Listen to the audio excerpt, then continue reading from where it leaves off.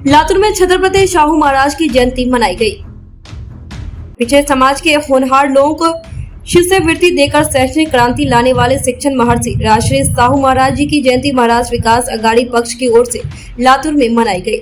इस समय महाराज विकास अघाड़ी पार्टी के राष्ट्रीय अध्यक्ष अड अन्नाराव पाटिल ने विचार व्यक्त करते हुए कहा कि छत्रपति शाहू महाराज दलितों व पिछड़ों के मसीहा थे। उन्होंने आरक्षण की व्यवस्था लागू कर समाज को सम्मान के साथ जीने की राह दिखाई थी।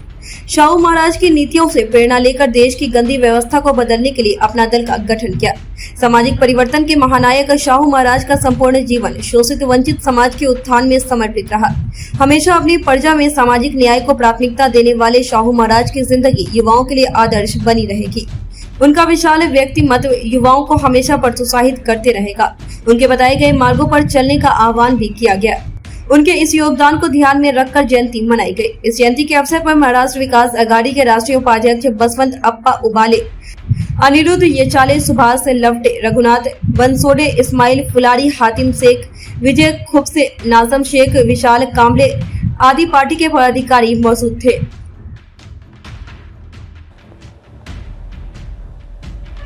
हे बघा, लोकशाही जरी या देशामध्ये नांदत असली, आजही अल्पसंख्याक, आजही अल्पजनशाही निर्माण झालेली आहे, भांडवलशाही निर्माण झालेली आहे, घराणेशाही निर्माण झालेली आहे। म्हणजे जो माणूस आहे, जो पहिला आहे, जो निवडून येतो, ज्याची जात मोठी आहे, ज्याचा धर्म आहे, ज्यांच्याकडे पैसा आहे, ज्याचं काही घराणं आहे, अशा माणसाला निवडून आणतात आणि निश्चितच असे माणसं सत्तेत आजही प्रामुख्याने दिसतात। म्हणजेच या माणसामध्ये छत्रपती शाहू महाराजाबद्दल असेल, किंबहुना मंडल कमिशनचे लागू करणारे व्ही.पी. सिंगाबद्दल यांच्या मनातून तीव्र अशी उदासीनता आहे। हे उदासीन आहेत, यांना हे नको आहे। यांना सत्ता दिलं तर आम्ही काय मेंढर राखायचे का? यांना सत्ता देऊन का आम्ही जनावर राखायचे का? यांना सत्ता देऊन का आम्ही नगरपालिकेत झाडू मारायचे का? अशा प्रकारची यांची मेंटॅलिटी झाली। म्हणून यांच्या मेंटॅलिटीमध्ये एवढी घाण बसलेली आहे की घाण निघू शकत नाही। म्हणून माझं असं म्हणणं आहे की यांची उदासीनता जर दूर करायची असेल तर आपल्याला पहिल्यांदा आपले प्रतिनिधी पार्लमेंटमध्ये असतील, विधानसभेत असतील, महानगरपालिकेत यांच्या पाठवण्याची आवश्यकता आहे। आणि हाच तो सामाजिक जनतेचा विषय बनला पाहिजे, सामाजिक चळवळ बनली पाहिजे की हे सगळे प्रस्थापिताला हटाव ह्या भूमिकेखाली आपण सगळं कामाला लागलं पाहिजे। यांच्या मनातली उदासीनताच, रघुनाथरावजी यांच्या मनामधली उदासीनताच असं सांगते की हा पुतळा 3 वर्षापासून फक्त तिथं फोटो आणि प्रतिमा लावून जयंती साजरी केली। सगळीकडे बजेट आहे यांना, कुठेही बजेट कमी नाही यांना। चोऱ्या करायला पहिलं बजेट आहे, नगरसेवकापासून ते पूर्ण कर्मचारी सगळे, हे सगळे भ्रष्ट अधिकारी आहेत। या भ्रष्ट अधिकाऱ्यांना छत्रपती शाहू सारख्या माणसाची जयंती करण्यामध्ये कुठं मशगूल व्हायचं यांना? यांच्या पुतळ्यासाठी कुठं आहे? आणि छत्रपती शाहू महाराजाचा खऱ्या अर्थानं समाज कोणता आहे?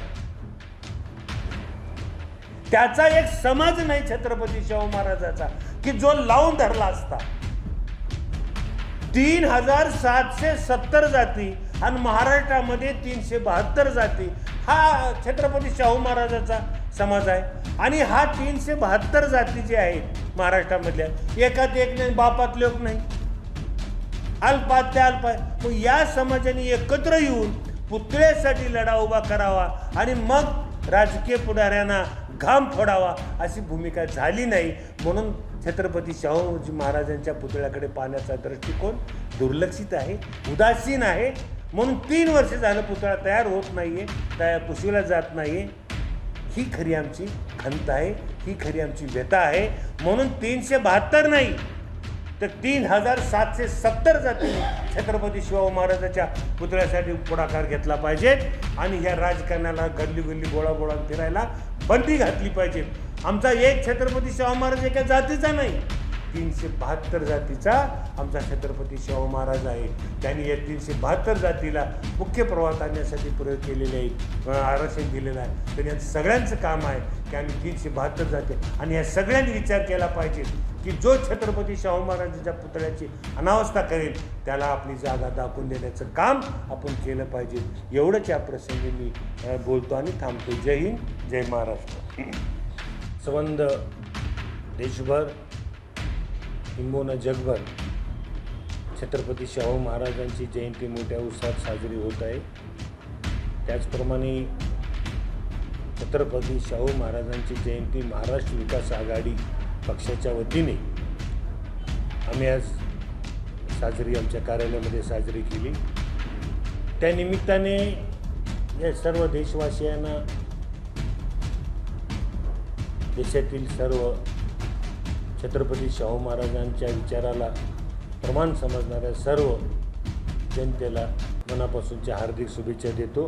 त्यांच्या विचारामध्येच, या थोर विचारवंताच्या, या थोर समाजसुधारकांच्या विचारामध्येच या देशाचं आणि देशातील जनतेचं खऱ्या अर्थानं कल्याण दडलेलं आहे असं आम्हाला वाटतं. बाबासाहेबांचे विचार असतील, छत्रपती शिवाजी महाराजांचे असतील, फुलेंचे असतील, छत्रपती शाहू महाराज असतील, बसवेश्वरांचे असतील, जर बारकाईनं अभ्यास केला तर याच लोकांच्या विचारामध्ये खऱ्या अर्थाने या देशाचं भवितव्य, देशाचं कल्याण, देशातील जनतेचं कल्याण दडलेलं आहे असं आम्हाला अंतःकरणापासून वाटतंय. म्हणून आम्ही देवापेक्षा सुद्धा जास्त, महाराष्ट्र तर तसा पुरोगामी आहे, पण देवापेक्षा सुद्धा जास्त आम्ही या महापुरुषांना मानतो आणि यांचं स्थान आमच्या हृदयात आहे.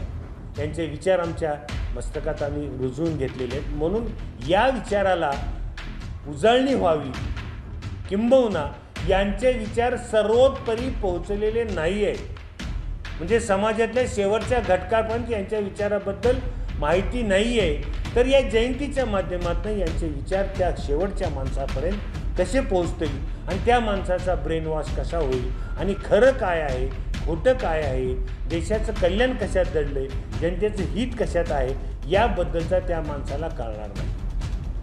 म्हणून राजकीय, सामाजिक, आर्थिक, शैक्षणिक प्रगतीबरोबरच हे विचारसुद्धा तिथपर्यंत पोहोचण्याची आवश्यकता आहे. केवळ सुशिक्षित झाला म्हणजे तो विचारशील झाला असं मी म्हणणार नाही.